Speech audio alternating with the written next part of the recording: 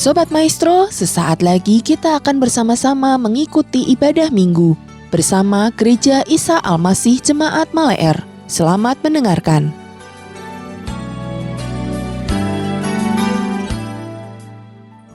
Shalom Bapak Ibu Saudara yang dikasihi Tuhan. Mari saat ini kita mau siapkan hati kita untuk merenungkan firman Tuhan dan kita akan berdoa terlebih dahulu. Bapa di surga, di dalam nama Tuhan Yesus, kami mengucap syukur kalau pada siang hari ini kami masih diberi kesempatan untuk mendengarkan, merenungkan kebenaran firman-Mu.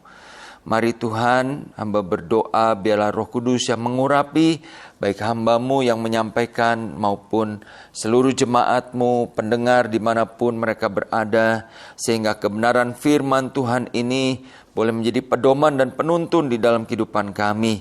Dan firman ini boleh bertumbuh dan menghasilkan buah-buah lewat hidup kami bagi kemuliaan nama Bapa di surga. Terima kasih Tuhan. Di dalam nama Tuhan Yesus kami berdoa dan mengucap syukur. Amin. Bapak Ibu Saudara-saudara yang kasih Tuhan, ya hari ini adalah hari yang istimewa bagi gereja kita karena kita boleh memperingati ulang tahun gereja yang ke-34. Ya, satu perjalanan yang cukup panjang dan kita melihat bagaimana Tuhan memelihara perjalanan gereja kita dari sejak berdiri sampai dengan saat ini. Oleh karena itu, pada hari ini kita akan merenungkan satu tema tentang dijanjikannya segala sesuatu yang baik.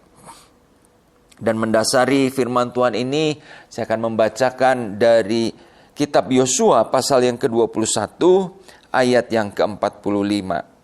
Firman Tuhan berbunyi demikian, dari segala yang baik yang dijanjikan Tuhan kepada kaum Israel, tidak ada yang tidak dipenuhi. Semuanya terpenuhi. Amin. Bapak Ibu Saudara-saudara, ada sebuah kisah yang mengharukan terjadi pada tanggal 7 Desember 1988. Ini terjadi di negara Armenia yang menggambarkan tentang bagaimana kisah seorang ayah yang selalu berpegang dan menepati janjinya. Pada tanggal 7 Desember tersebut, Bapak Ibu Saudara-saudara, di Armenia terjadi gempa bumi dengan kekuatan 6,8 skala Richter. Dan gempa dengan kekuatan sebesar itu menghancurkan beberapa gedung, beberapa bangunan, termasuk sebuah gedung sekolah.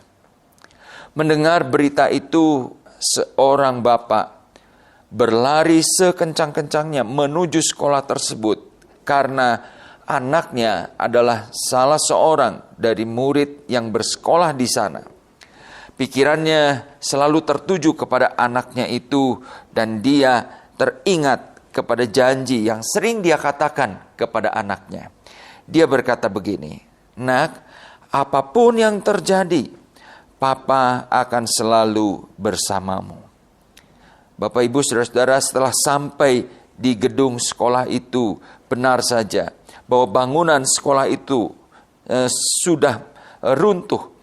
Dan dia berusaha sekuat tenaga, mungkin dengan beberapa orang lain, mencari anaknya di bawah puing-puing bangunan di ruang kelas di mana anaknya belajar.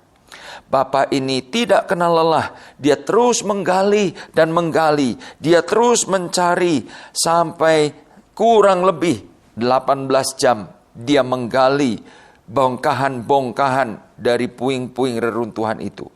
Tiba-tiba dia mendengar suara di balik sebuah papan yang roboh. Dan dia langsung berusaha mengangkat papan itu dan memanggil nama anaknya. "Armando," katanya. Tidak lama kemudian terdengar suara kecil dari balik reruntuhan itu. "Papa!"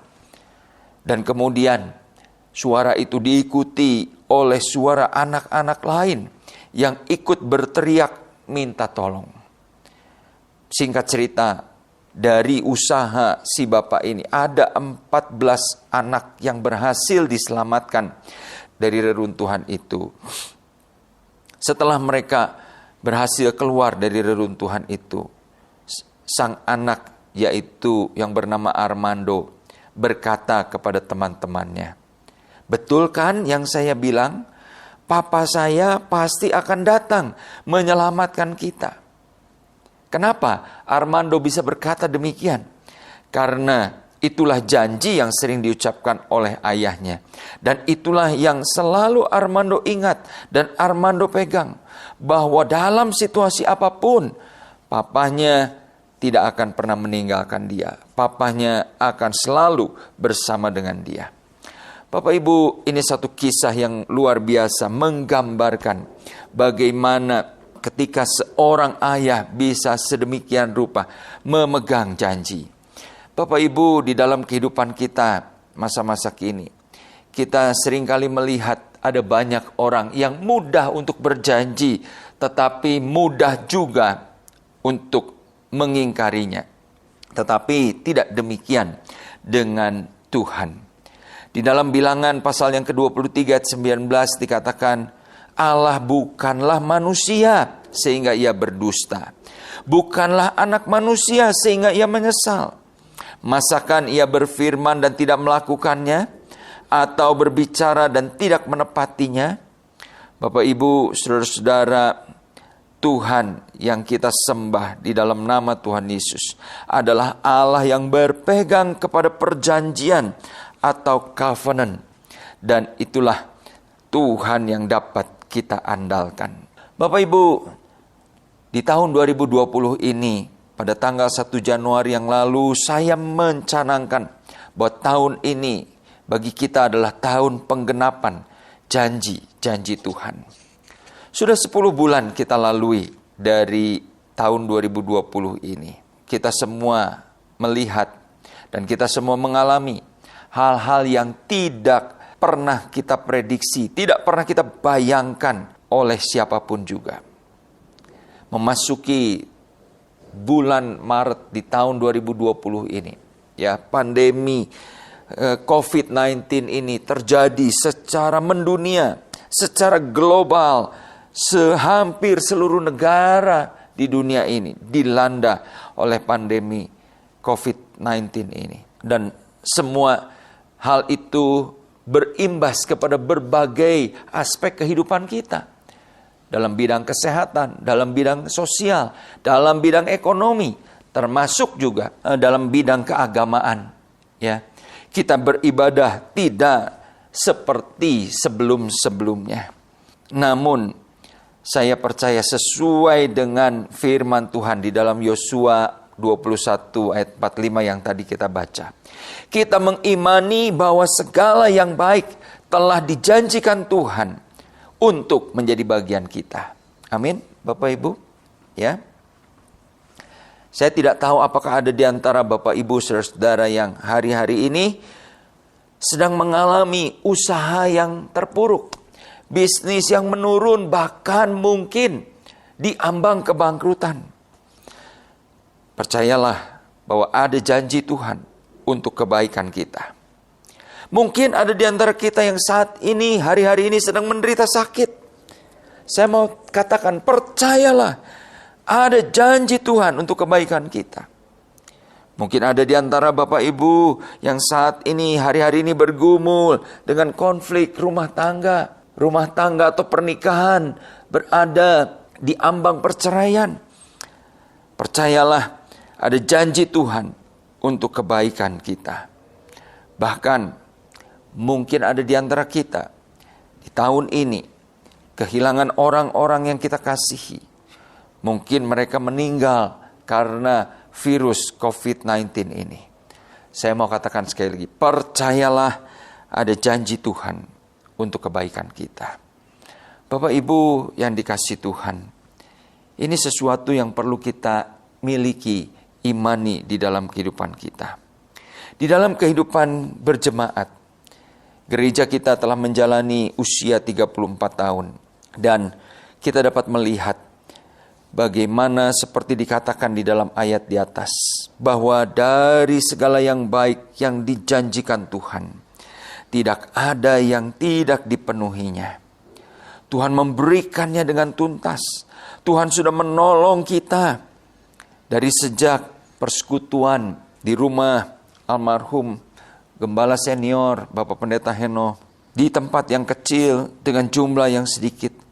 Tuhan sudah memberkati, menolong sampai kita berada di titik ini. Saya percaya semua itu karena kebaikan, karena anugerah dan pertolongan Tuhan. Nah Bapak Ibu, saya ingin mengajak kita untuk melihat apa yang dialami oleh bangsa Israel. Ya, bangsa Israel dijanjikan oleh Tuhan untuk menduduki tanah Kanaan. Suatu negeri katanya yang penuh dengan susu dan madu. Menggambarkan negeri yang begitu subur, begitu indah. Dan Bapak Ibu, ketika bangsa Israel menjalaninya, mereka menghadapi ada banyak tantangan. Mereka harus berhadapan dengan musuh-musuh yang adalah orang-orang raksasa. Mereka menghadapi kota-kota yang berkubu, kota-kota berbenteng yang kuat, ya, tembok-tembok penjagaan yang begitu tebal. Namun di dalam menghadapi dan menaklukkan musuh demi musuh, kota demi kota, mereka boleh melihat kuasa Tuhan terbukti nyata. Menghadapi musuh yang begitu menakutkan, menghadapi situasi-situasi yang sulit. Namun semua itu dapat diatasi. Bapak Ibu, dan pada akhirnya bangsa Israel mewarisi tanah Kanaan sebagaimana yang dijanjikan Tuhan kepada Abraham. Bapak Ibu yang dikasihi Tuhan, ini satu penggenapan janji yang luar biasa yang boleh mereka alami di dalam kehidupan mereka. Dan saya percaya janji yang sama juga menjadi bagian kita. Apa janji yang Tuhan berikan kepada kita? Bapak Ibu Saudara-saudara, perjalanan bangsa Israel untuk menduduki tanah Kanaan itu merupakan gambaran dari perjalanan kita menuju Kanaan surgawi. Menuju rumah di mana kita akan bersama-sama dengan Bapa, dengan Tuhan Yesus kelak. Di dalam perjalanan itu bisa saja ada banyak kesukaran, bisa saja ada banyak tantangan, bahkan aniaya. Tetapi percayalah Bapak Ibu, Tuhan tetap menjanjikan hal-hal yang baik buat kita. Dan Tuhan tidak pernah melalaikan apa yang dijanjikannya itu. Sebaliknya, Dia memenuhi semua janji yang baik yang Dia janjikan itu. Dan Bapak Ibu, ini sesuatu yang luar biasa yang Tuhan berikan kepada kita. Bapak Ibu, pengharapan kita bukan hanya untuk perkara-perkara di dunia ini. Bukan hanya semata-mata untuk kesembuhan, untuk kesuksesan, keberhasilan di dalam bisnis, usaha kita, atau di dalam karir kita. Bukan hanya semata-mata di mana kita memperoleh jodoh, memperoleh rumah tangga atau keluarga yang baik. Lebih daripada itu, janji Tuhan di dalam perjalanan meraih tanah Kanaan surgawi itu adalah iman kita tetap bertumbuh, iman kita tetap kuat sampai pada akhirnya kita tiba di tanah Kanaan surgawi itu. Nah Bapak Ibu Saudara-saudara, kalau janji Tuhan ini begitu luar biasa, jangan sampai kita kemudian kehilangan janji ini. Kita perlu merespon janji yang baik yang Tuhan berikan dengan sikap yang benar. Bagaimana respon dengan sikap yang benar itu? Bapak Ibu, kalau kita melihat perjalanan bangsa Israel, saya mau katakan bahwa hampir-hampir mereka gagal untuk mengalami semua janji yang baik yang Tuhan jadikan tersebut. Karena apa? Ya, Ada dua hal yang ingin saya ajak untuk kita renungkan. Yang pertama adalah karena mereka bersungut-sungut kepada Tuhan. Bapak Ibu nanti dapat membaca kisahnya di dalam Bilangan pasal yang ke-13. Di mana di situ ketika para pengintai yang pulang dari pengintaian untuk melihat bagaimana negeri itu, membawa kabar yang menakutkan, membawa kabar negatif kepada bangsa Israel. Sehingga kemudian bangsa Israel berkata, waduh, kita di sana akan mati, kita di sana anak-anak kita akan ditawan, istri kita akan ditawan. Bapak Ibu, Tuhan begitu marah kepada mereka karena segala kata-kata negatif, karena sungut-sungutan dan gerutu mereka. Sehingga apa? Di dalam Ulangan 1 ayat yang ke-34 sampai 37, ini adalah kesimpulan atau ringkasan dari apa yang mereka lakukan itu. Dikatakan demikian, ketika Tuhan mendengar gerutumu itu, ia menjadi murka dan bersumpah, tidak seorang pun dari orang-orang ini, angkatan yang jahat ini, akan melihat negeri yang baik yang dengan sumpah kujanjikan untuk memberikannya kepada nenek moyangmu. Kecuali Kaleb bin Yefune, dialah yang akan melihat negeri itu, dan kepadanya dan kepada anak-anaknya akan kuberikan negeri itu, karena dengan sepenuh hati ia mengikut Tuhan. Nah, Bapak Ibu, di sini kita melihat bahwa Tuhan murka kepada bangsa Israel. Karena apa? Karena mereka menggerutu, mereka bersungut-sungut. Tuhan berkata, kamu angkatan yang jahat tidak akan melihat negeri yang baik yang kujanjikan dengan sumpah. Bapak Ibu, akhirnya kita tahu hanya Kaleb dan Yosua dari angkatan orang-orang yang keluar dari tanah Mesir, hanya mereka berdua yang menjejakkan kaki di tanah Kanaan. Yang lainnya mereka binasa di padang gurun. Karena apa? Karena mereka menggerutu. Bapak Ibu, saudara-saudara yang kasih Tuhan, keadaan sulit apapun yang kita alami saat ini, jangan biarkan hal itu membuat mulut kita mengucapkan kata-kata yang negatif. Jangan biarkan hati kita bersungut-sungut atau kita menjadi marah sama Tuhan. Tapi biarlah kita mau tetap bersyukur dan melihat ada rencana Tuhan yang baik. Dan kita imani bahwa Tuhan pasti sanggup untuk melakukan, untuk menggenapi janjinya. Yang Tuhan tuntut daripada kita, jangan kita bersungut-sungut. Yang kedua, respon bangsa Israel yang membuat mereka hampir-hampir gagal menikmati janji yang baik dari Tuhan adalah ketika mereka mendua hati. Kita dapat membaca kisahnya di dalam Keluaran pasal yang ke-32. Keluaran 32 ayat 1 sampai 13. Saya tidak akan bacakan ayat ini. Ini berkisah tentang ketika Musa berada di atas gunung Sinai. Orang-orang Israel di bawah gunung Sinai itu berkata kepada Harun, ayo buatkan Allah baru untuk memimpin kita. Nah, Bapak Ibu, apa yang dilakukan oleh Harun? Dia membuat patung anak lembu emas, dan dengan demikian dia berkata, inilah Allah kita. Disitulah Tuhan berkata kepada Musa, aku murka kepada mereka, biarkanlah aku untuk membinasakan mereka. Di dalam ayat yang ke-10 dikatakan, aku akan membinasakan mereka, tetapi engkau akan kubuat menjadi bangsa yang besar. Bapak Ibu, Tuhan begitu marah dengan pengkhianatan yang dilakukan oleh bangsa Israel. Mereka membelakangi Tuhan, mereka mengikuti jalannya sendiri. Tuhan bilang, aku akan musnahkan seluruh bangsa ini, bangsa yang tegar tengkuk. Dan aku akan membangkitkan bangsa dari keturunanmu, Musa. Puji Tuhannya, Bapak Ibu, Musa adalah seorang yang lembut hati.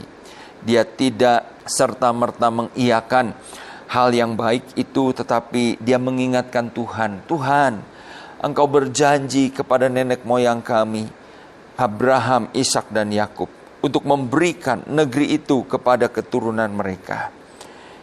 Dan Bapak Ibu, akhirnya Musa berhasil meluluhkan hati Tuhan.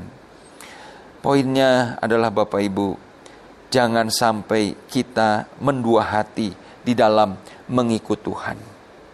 Bapak Ibu, saudara-saudara, tanda-tanda zaman sudah semakin nyata. Inilah saatnya kita dituntut untuk kita tetap bertekun di dalam mengiring kepada Tuhan. Kita tetap bertekun untuk mengikut Tuhan dengan setia. Maka segala janji yang baik yang Tuhan telah sediakan itu akan menjadi bagian kita semua. Amin. Mari kita berdoa. Tuhan, terima kasih untuk kebenaran firman-Mu yang boleh kami renungkan bersama pada siang hari ini. Hamba berdoa Tuhan, biarlah kami semua boleh menyadari Engkau sudah menyediakan janji pada segala hal yang baik bagi kehidupan kami. Dan Engkau Allah yang sanggup untuk menggenapinya. Dan biarlah kami boleh meresponinya dengan sikap hati yang bersyukur dan tetap bertekun setia mengiring Engkau, tidak mendua hati. Hamba berdoa berkati setiap sidang jemaat-Mu dimanapun mereka berada. Dalam nama Tuhan Yesus kami berdoa. Amin. Demikianlah Bapak Ibu Saudara ibadah kita hari ini. Kami mengundang sidang jemaat untuk dapat tetap mengikuti ibadah online Gereja Isa Almasih Jemaat Maleer, baik melalui Radio Maestro 92,5 FM setiap hari Minggu pukul 12:15, atau melalui channel GIA Maleer di youtube.com setiap hari Minggu pukul 9.30. Bagi sidang jemaat yang membutuhkan dukungan doa, dapat mengirimkan beban doa melalui SMS ataupun WhatsApp di nomor 0821 1965 9019. Happy Sunday and God bless you.